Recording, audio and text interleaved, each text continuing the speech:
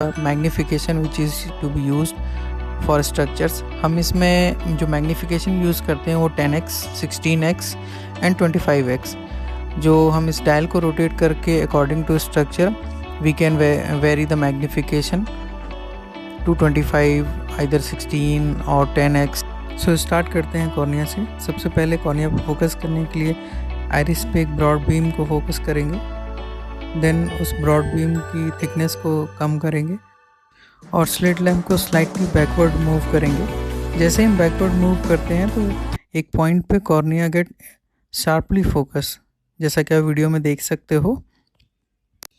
सो हम fine adjustment करके और मैग्नीफिकेशन को इंक्रीज़ करके कॉर्निया की शार्प ऑप्टिकल सेक्शन को फोकस कर सकते हैं, जैसा आप वीडियो में देख सकते हैं। ये ऑप्टिकल सेक्शन एक नॉर्मल कॉर्नियल प्रोफाइल है, जिसमें left side anterior most part में जो शाइनिंग दिख रही है आपको टीयर फिल्म की वजह से है, और इसके अलग अलग लेयर्स को हम रिप्रेजेंट कर सकते हैं इसमें।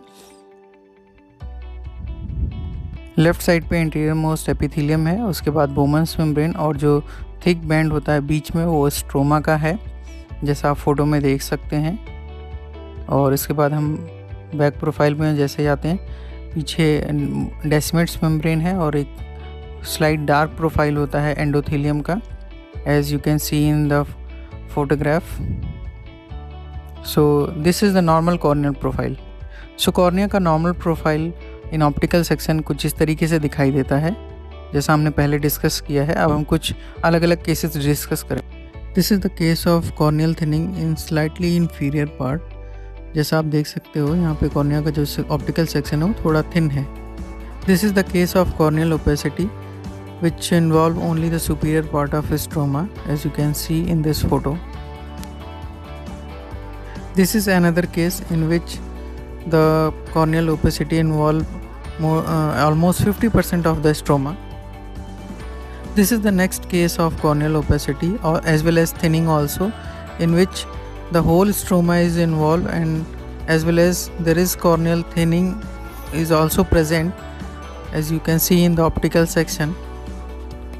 This case represent the optical section which is bit more thicker than normal profile, that represent the corneal edema. This case represent irregular iris profile due to presence of any cyst, any blockage between lens and iris. Next structure है lens, जिसका profile हमें optical section में examine करना होता है। सबसे पहले हमें कॉर्निया का ऑप्टिकल सेक्शन बना के फिर स्लिट लैम्प को धीरे धीरे हम पेशेंट की ओर फॉरवर्ड पुश करेंगे। जैसे हम फॉरवर्ड पुश करते हैं लेंस का ऑप्टिकल सेक्शन क्लियर हो जाता है, जैसा आप वीडियो में देख सकते हो। आप दो इंटीरियर कैप्सूल और एपिथेलियम, दो अलग अलग बैंड दिखाई देते हैं। फिर थोड़ा सा और बैकवर्ड और स्लिट लैम्प को पुश करेंगे तो we get focus on posterior capsule as well as nucleus also, जैसा आप वीडियो में देख सकते हो।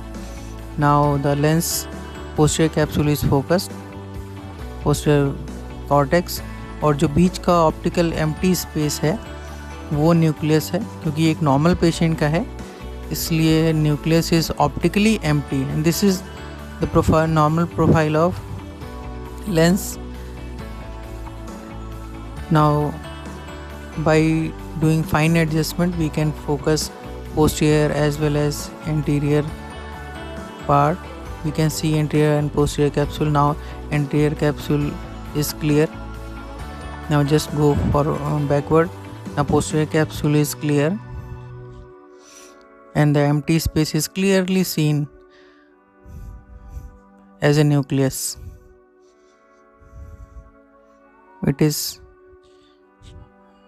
very accurately focused now. Now structure of lens, interior capsule, epithelium, anterior cortex, nucleus as a empty space in the middle.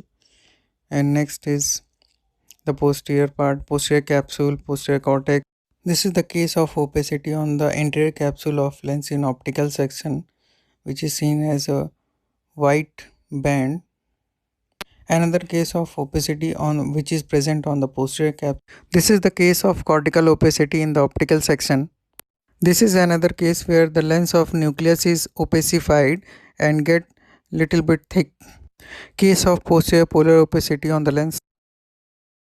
Next part eyeball का conjunctiva है, जिसे हम ऑप्टिकल सेक्शन से स्कैन करते हैं। किसी भी तरीके के प्रोफाइल या सरफेस में चेंज के लिए, जैसा कि आप वीडियो में देख सकते हो, दिस इज़ नॉर्मल कंजक्टिवा, जहाँ पे हमें किसी भी तरीके का कोई भी प्रोफाइल या सरफेस में किसी भी प्रकार का कोई चेंज नहीं देखने को मिलता है। By moving the slit lamp in right to left direction, we can scan the conjunctiva. In this case, we can appreciate the change in profile and thickness of conjunctiva in optical section. It is appreciated in this photo.